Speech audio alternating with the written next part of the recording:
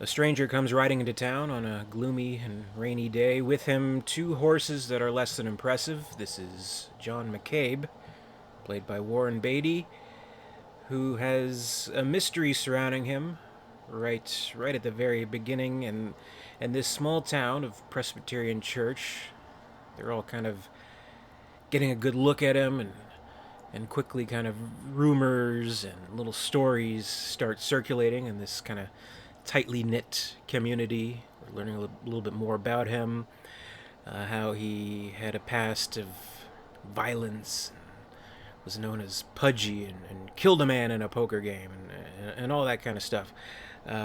He does play some poker with his new community, takes those winnings and his own funds, and he begins his enterprise, which is a whorehouse. Basically, he starts with three chippies, they call them.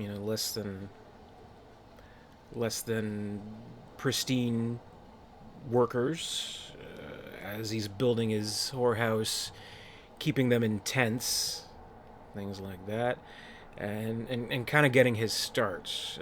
But then someone else comes into town, almost symbolically of her more progressive ways. She comes in on a train.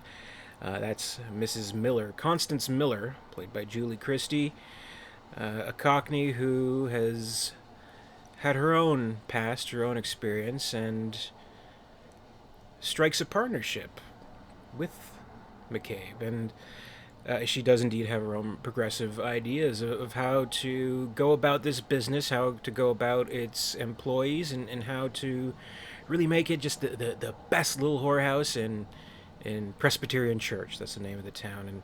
And that is the general premise of McCabe and Mrs. Miller, Robert Altman's film from 1971.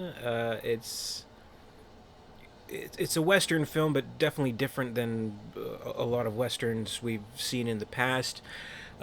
Definitely a grittier kind of film where, kind of in this era of film, that it seemed to be all about the grit. Like, this same year we had stuff like The French Connection from William Friedkin, really kind of like defined by its grit, as the cop movie, the gritty cop movie, and even Kubrick's A Clockwork Orange, where it couldn't be more different than kind of the sanitized outer space that we saw of 2001. It's more of this, gangs running in the streets, violence everywhere, gritty kind of environment. So, kind of a perfect era to introduce this type of movie into, where, I mean, at this point, late 60s, early 70s, the Western was certainly on its way out, if not out already. There wasn't as huge of an interest in it. But prior to it dying out, it was like the hugest thing. Like, every television show was a Western. Every movie was a Western. The biggest movies, the biggest TV shows. And I don't know, maybe it was an early, sign of for lack of a better phrase, franchise fatigue. Though it's not franchise, but genre fatigue, I guess. And I don't know, all these movies kind of would blend together. All the towns would kind of look the same. They'd always kind of look like this romanticized version of what a Western town should be. But then here we have this town in McCabe and Mrs. Miller, which is very different. It feels small. It feels like this, grungy, dirty, gritty kind of environment that feels like it has more truth to the real history of, the Wild West, as they put it. It feels, I don't know, more genuine. So it's been described by Altman and, critics of the film as an anti-Western, which I think is an appropriate way to put it, I guess. But it still has some of the same tropes that you'd see. Like, there are, kind of the, I don't know, face-offs and shootouts and kind of stuff in the movie, but done in kind of a way that's grounded in the reality of this film, and it feels uh, much more like how these types of things would have gone down, other than the sheriff and the outlaw standing in the middle of town square and having a draw or something like that. No, it's something quite different, and the Wild West certainly at this time wouldn't be so much about the sheriffs and the outlaws as much as it would be, say, uh, big corporations who want to take on the little guy. If they can't make a deal, then who's going to blink an eye if they send someone to close that deal with any means necessary, by shooting him up. So that's kind of where the plot ultimately goes with the film, and how there is a big company interested in mining the location of the whorehouse, trying to make a deal with McCabe, trying to get him to get his price down, and ultimately sending some very bad men to fix the deal. And it is a funny thing to see, where we have this whole kind of section of the film where he's trying to figure things out. He's gotten a little cocky and kind of admits it to himself and to Mrs. Miller. He goes to see the lawyer, William Devane, and he has this naivete to him where he says, you went into the wilderness, you planted your seeds, you tended to them. It's the American dream. I swear we're going to have this all over the newspapers, and these corporations won't be able to touch you, Mr. McCabe. And he's just like, well, I just kind of don't want to die. So it's a very, I don't know. It's an understated kind of comedy in a way, in kind of the way that only kind of Robert Altman can bring. It's very kind of character based and dry and not too jokey. It's a very natural kind of humor that comes out of it, which is really great, especially with the interactions between the townspeople and the relationships, and ultimately the relationship between McCabe and Mrs. Miller, and how, as much as this is an unconventional Western, this is an unconventional love story as well. We do find out as the film kind of goes on that there is, in some ways, a romantic relationship between the two. They share a bed together, but he's always paying for it, and it's kind of all part of the business deal, sort of, and it's there's no like real moment where in any other kind of movie maybe they'd have like a big fight over business, which they do in this film, and then they kind of stop and embrace and things like that. But no, we just kind of casually learn that this is a common thing that's going on between the characters, and it handles it very delicately, and we get the sense of the two having feelings for each other. And even in a moment where where McCabe is coming into the establishment with some mail, and one of the girls in the whorehouse, she kind of has to stop him and say, well, she has company right now. She's very sparing with his feelings in a kind of way. So everyone kind of has a sense of what's going on between these characters, and what's left unsaid between the characters is kind of more just said, well, to himself, where he's kind of drunkenly mumbling to himself about the relationships. If she could just be sweet on me one time without having to pay. I got poetry in me. I sure do. Things like that. So it is this sweet kind of difficult relationship in a difficult area of business and a difficult period in time where, just kind of surviving and making it on your own is kind of this impossible feat, and to find any kind of semblance of love would, almost be an impossibility, sort of. And that's kind of the relationship between the two. And, it is complicated by McCabe's just cockiness and his own unwillingness to kind of see the threats for what they are when this company comes into town. And Mrs. Miller, for all her benefits, and for all the ways that she is able to really kind of be the one really running things. She has her own downfalls as well. She has a liking for opium, which is not the best kind of thing, and she's always kind of behind closed doors and keeping to herself. And it's again not over dramatized or anything like that. There's no big scene where it's like, oh, what the heck are you doing?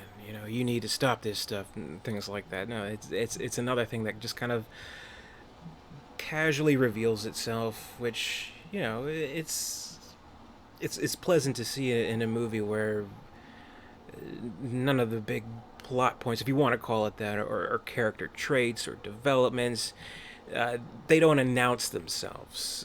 We observe them as the audience, as we observe this location and get accustomed to it, and get the sense of life out of it, which is, it is something only really Robert Altman could do, and why he was so talented. And obviously these two actors are very,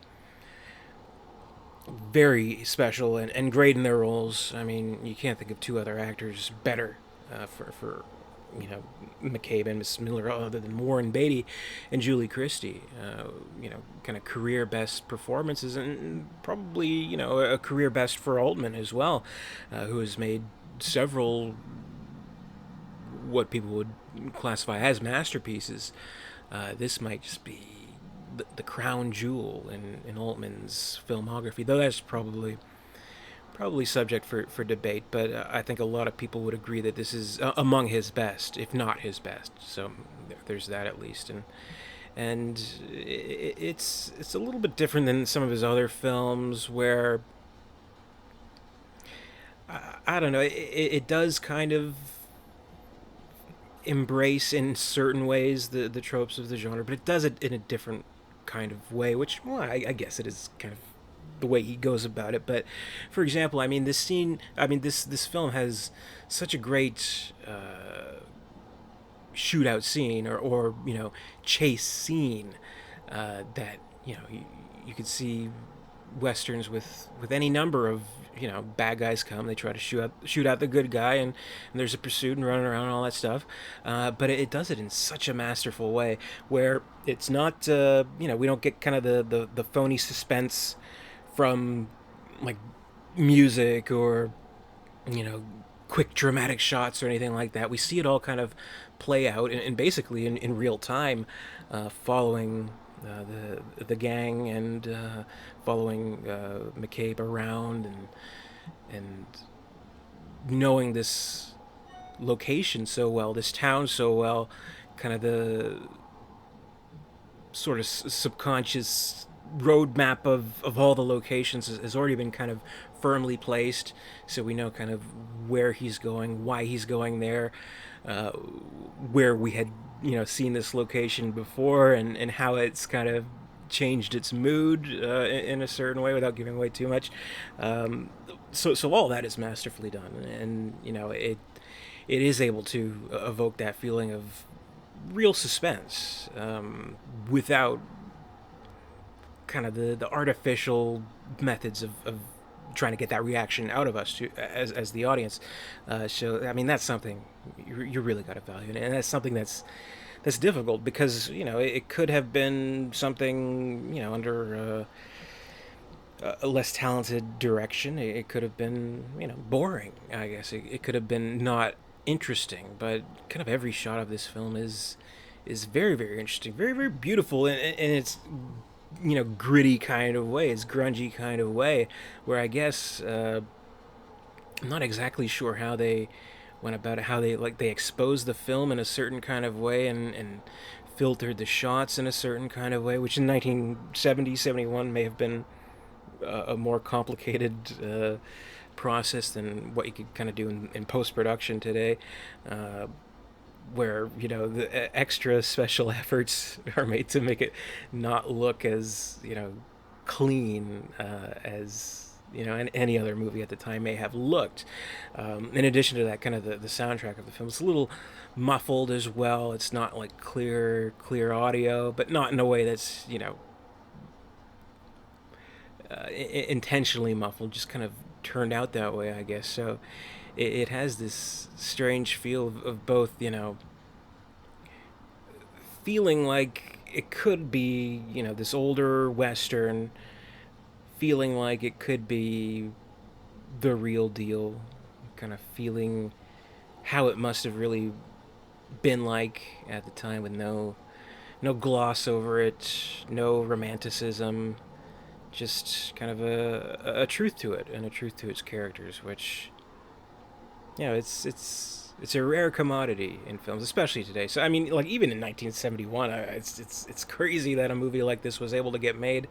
But I think we can value that and value the little moments that Altman allows to unfold and play out before us, and really feel lived in, and really feel like real people, not stock characters, which kind of makes the emotional impact, the kind of heartbreak of the impossibility of the McCabe and Mrs. Miller relationship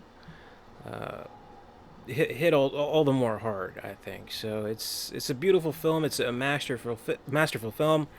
This is one of my favorites. This is A+ stuff. It's just great. So if you haven't seen it, definitely worth taking a look. If you have seen it, always worth giving a rewatch as well. I've seen it plenty of times, but before doing this review, I actually watched it in HD for the first time, which is kind of cool. Like the most I've ever watched it, I've watched it on VHS, which is a horrible way to watch the movie, because it's a movie that really makes benefit out of the widescreen format. So seeing in pan scan VHS, cropped and all that, probably wasn't the best way to watch the movie. But watching it in HD really, really, really makes it stand out, and it's so great to kind of just drink in. It's superb. It really is. So if there's one complaint to that, is that of all the times I've watched it, on VHS, kind of a lesser format. And I think I may have watched it on DVD a couple of times as well. But watching it in HD this time, the first time I kind of noticed that the snow at the end scene, it seemed to be, I guess, like an optical, like, a post-production kind of added snow. Even though they had real snow and there was real snowfall, but I guess they just kind of added this optical of falling snow, which I had never really noticed before until seeing in HD, where I'm like, some doesn't look right. I'm sure plenty of people have complained about that, but it's a slight complaint and an otherwise great film. But again, worth checking out. Masterpiece. Great work from Altman. Great work from Warren Beatty, one of our greatest actors, really, and Julie Christie, who was nominated for an Academy Award for her role. This is actually it was the only Academy Award nomination that this movie got. Amazingly, it didn't get any other nominations, but she was kind of, I guess at the time, the ambassador for the film, and kind of represented it in the awards circuit, and a performance so good it's hard to ignore. So it's a great movie. McCabe and Miss Miller. Give it a watch. Give it a rewatch. One of the greats. That's my review. Thank you very much for watching. Be sure to comment, rate, subscribe, all that good stuff. And until next time, I'll see you later.